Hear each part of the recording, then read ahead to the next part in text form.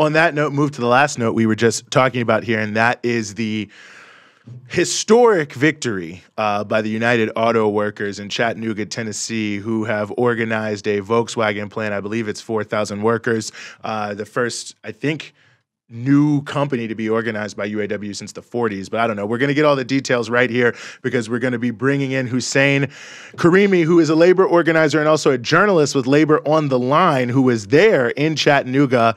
Amazing video that he captured there of the workers celebrating after the win. Husayn, thanks so much for being with us. Thanks for having me. Well, it's great to have you. And, it's hard to even know where to start here because there's so many things to say or that I want to say that I'm thinking about. But, give us a sense of how historic this win really is, how unprecedented this really is in our labor landscape. Yeah, no, I think you alluded to it.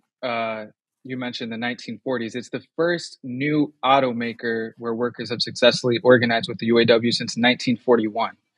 And the fact that this victory is in the South, where 4,300 Volkswagen workers have attempted to organize twice already in 2014 and in 2019 and have lost, this was a victory. And you could feel it in the room. So many of these workers were newer, but many had been in those campaigns in the prior attempts and just felt not only a weight off their shoulder, but the feeling that this was the first domino to fall, so to speak, in a massive new initiative by the UAW launched on the heels of the Big Three strike.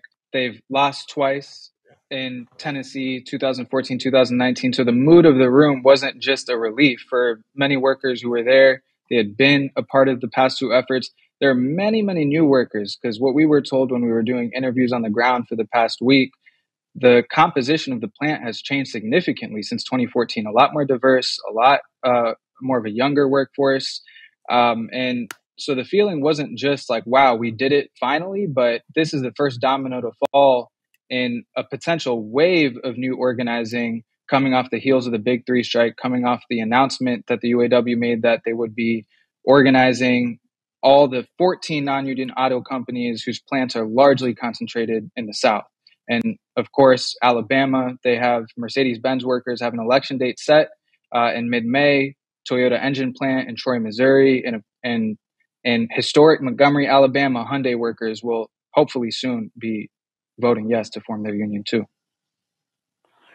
Husayn, explain what was gained from this. Like, what's the outcome ultimately? Like, what are the benefits of this particular outcome for workers? Yeah, no, 100%. Well, Sean Fain said it best when he did a stream about the contract fight at Daimler Trucks, whose plants are largely concentrated in North and South Carolina. And he said, union density is destiny. And so the only way we're going to have power over the fat cats that rule our industry, who are raking in record profits, is if not only that we have 25, 30% organized, but a super majority of workers organized in that industry, because only then will we have the leverage to eke out as much as we can. Otherwise, they're going to pit us against each other and say, well, we can't afford it because we have to compete with this non-union auto plant in the South. And really, that's what's happened. These big companies, for the purposes of avoiding unions, dampening wages, having no voice on the job, they move to the South because they know, well, at least till now, they felt like they could get away with it. And for so many workers in Tennessee and really across the entire South, 4 plants already, workers at 4 plants have gone public with their campaign.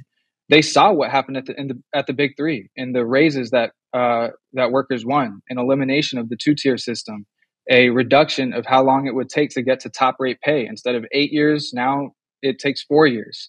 The elimination of temporary workers in some cases. So people who had been temporary, quote unquote, for 10 years, who were at a totally different pay scale than permanent workers. When, to me, 10 years means permanent. That's not really temporary work.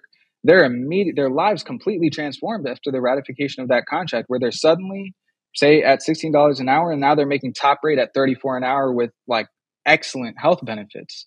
And so these are life-changing victories for so many thousands of workers that, of course, impact the community. Another thing we often heard was specifically profit sharing. So at Ford and GM and Stellantis, or formerly Chrysler, they have profit sharing. So depending on how well the company does, workers, at least to some degree, reap the rewards of it. So specifically, I believe it was GM, workers got $13,000 in profit sharing checks. And at Volkswagen, they calculated based on how much Volkswagen is making in profits, the most profitable auto company in the world, their profit sharing check would be upwards of $20,000. Just imagine 1 year, you organize your union, you win your first contract, and that first contract, you can be super aggressive. It's all take. And the margin of victory they won with, 73-27, I mean, it's a smackdown. And so they're going into bargaining with I'm just all the confidence in the world, and the company knows it. It's not just like they won by just 1% or 2%, and there's disunity. There's a high degree of unity in the plant. They're ready to fight. And in that first contract, they believe they can win all the things that workers at the big three won, if not more. And that really can transform people's lives. No, it's a critically important point, and dig into one other element of that. I mean, one thing that a lot of people have, rightfully pointed out, Husayn, is there's a large number of black workers who were working at this plant. That's obviously the case in a place like Montgomery, which has, as you mentioned, the historicity being so affiliated with the civil rights movement. I mean, talk about the impact of this, because, I mean, historically, the auto industry, especially in Detroit and places like that, has been a big part of what little amount of, quote unquote, American prosperity African Americans have been allowed to access here in this country. Yeah, no, I think it's an important point, and it's definitely a part of the messaging that workers understand, are conscious of, and the union is promoting. You could, if you watch back at the launch video of workers at Hyundai in Montgomery, the theme of it was how this fight is connected to the civil rights movement in Montgomery. And the density of the black population from Alabama to South Carolina to Georgia, where it's 1 in 3, like you mentioned, the auto industry in a lot of ways, and really largely because of the labor movement, is one of the few jobs where black workers can enter without a college degree and have, in some ways, a middle class lifestyle. Obviously, that's eroded dramatically over the past several decades. We're seeing robots on screen right here with automation, but also outsourcing of production, and just the assault on the labor movement since really the 1960s and 50s. So I think the question you mentioned, Eugene, about how significant this is, not only just on the issue of workers' rights in the South, but specifically the fact that, I mean, the South is the home of the largest concentration of black workers. It can change the entire political picture of the South.